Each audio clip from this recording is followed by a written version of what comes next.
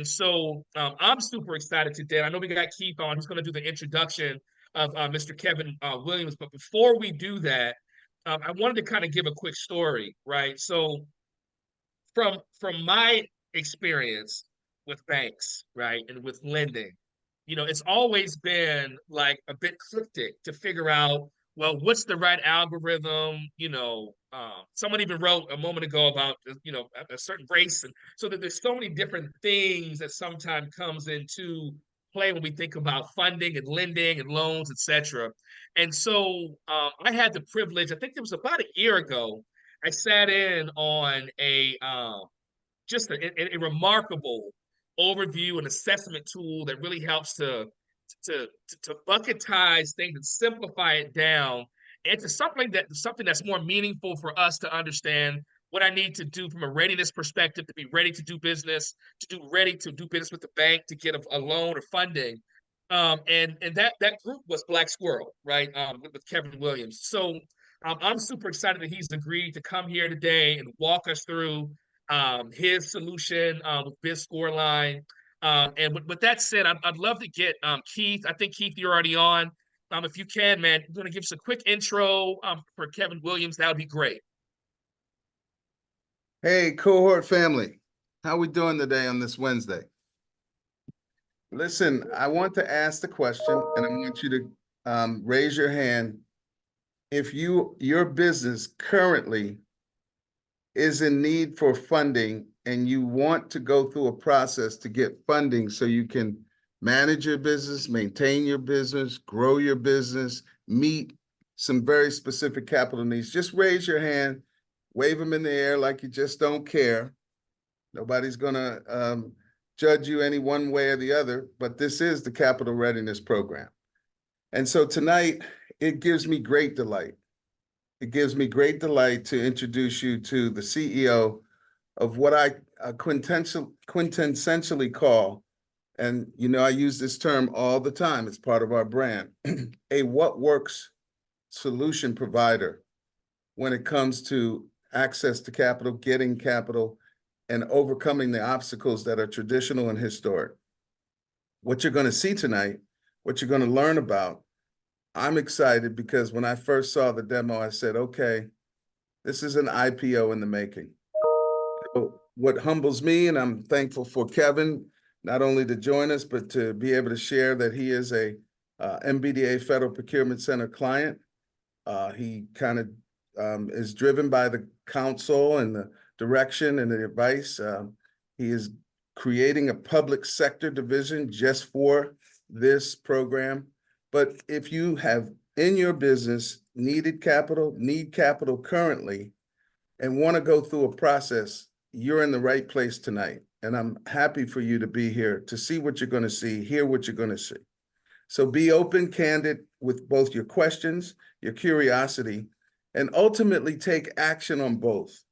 That's my final recommendation for introducing Kevin Williams, CEO of Black Squirrel. He is disrupting the market.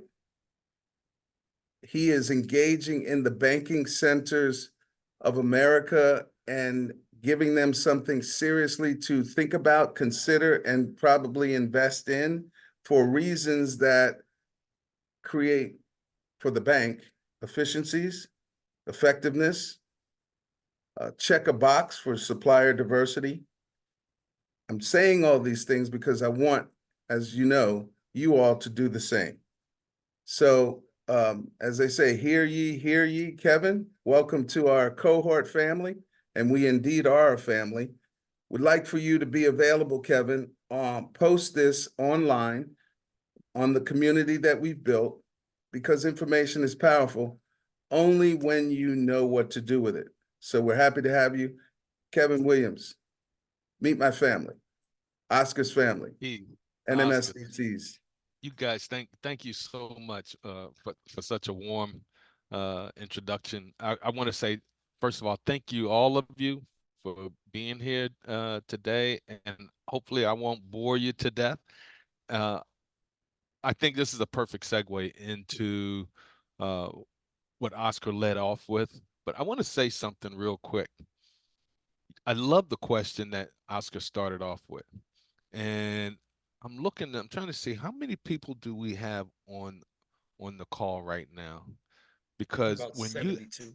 ask how many people, yeah, so you ask people how many of them are going to need money in the future for their business.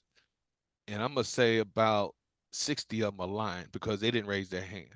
So first thing I want to do is I want to address the fact that anytime you're trying to have a business and you want to maintain a business, you're going to have to continually invest in that business.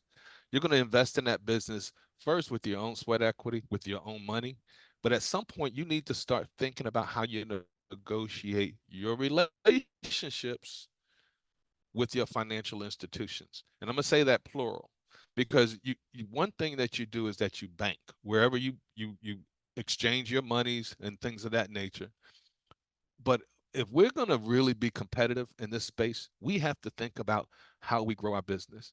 One thing that somebody told me decades ago, that if we want if we're going to keep our business, we can't keep our business the same. We got to be willing to change if we want to be able to sustain. And this is something that we all have to be willing to do.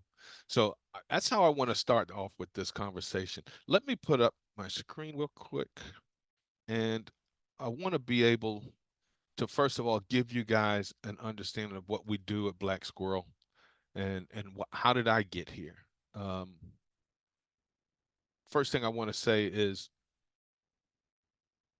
uh, Black Squirrel started, and we was because me and three of my partners um, really had an opportunity and a concept to combine our different skill sets, and those skill sets actually um, evolve around finance, business development, and government policy. And when we look at those three different things, we know that these are aspects of every business that people need to be able to pay attention to. And when I say pay attention to, we think about our business, first of all, as how we generate revenue. I can't tell you how many times I've gone into small businesses as a consultant and they say, look, if you can just help me generate more revenue, I'll be fine. Well, generating revenue is one of those things that they'll need. But once I actually start digging and we look at that business from a financial standpoint, we have to think about how that business is built. What are the things that need to get shored up? And so when I put all of this together, we came up with what we have as the biz score line. But essentially, we initially we did this purely by manual process. And over the years, we developed enough of that manual process that we were able to then automate it. Um, so one of the things I want to be able to do is start talking to you about what we do and about our biz score line, our platform. There's a couple of things that we have to think about, and for each of you in this on this call, you're going to have a different reason on why you started your business, why you stay in your business, and what you want to get out of your business. For some of us, it may just be a matter of, okay, you know what? I have something. I have my freedom. I have my autonomy. I can do things. Some of us are going to say, hey, I want to be able to build this and I want to sell it and just walk away from it. Nothing wrong with that.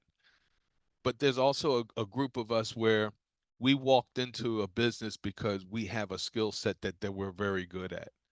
But what happens a lot of times is we don't necessarily have what I'm going to call the back office experience. I can be good in sales, but it doesn't mean that I'm good on understanding the financials. You could be good in terms of manufacturing and building a product and even generating and distributing a product and have a good sense of how you're going to operationally maintain your business. But it doesn't mean that you understand how to financially position your business for growth. And so these are some of the things that we want to be able to talk about today. How do you elevate your business? So first of all, like I said with Black Squirrel, we created this company. We knew we wanted to be the nexus point for underserved communities. And when I talk about communities, I'm talking about, like, just as Keith said earlier, this is a family. This is a community of people and businesses that we want to share information. We want to share resources and opportunities so that we can all thrive. And one of the things that we always going to find in the core of what we do is, how do we come together and how do we find those resources that we need? So what we did is we developed um, the biz score line. So when we talk about the financial aspects and the barriers that exist in terms of accessing capital, here's the thing that I want everybody to understand. We think about how we go to a financial institution, and sometimes we don't understand exactly how they're going to evaluate us. And so these are the top 4 things that you need to look at before you even walk into and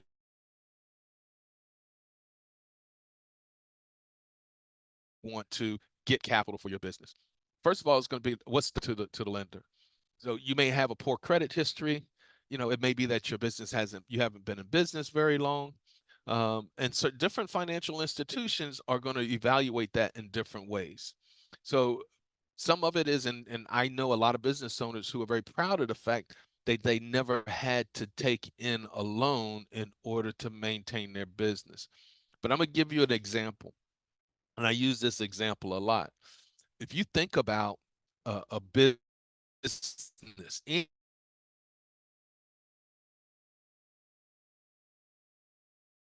let's take a shoe business. Let's take this, and you're saying, okay, you know what? Nike's going to build a shoe, and they're going to call it Nike Air, right?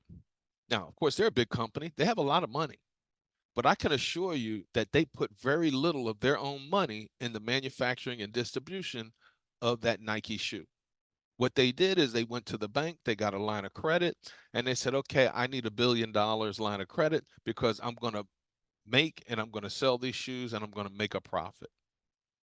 Same thing with iPhones. They do not pay cash in order to have their products built and distributed worldwide. Now, let's scale this down to what we're talking about in terms of a small business. When you're investing in your company, part of what you want to invest in is how you maintain cash flow. And you maintain that cash flow by managing a line of credit.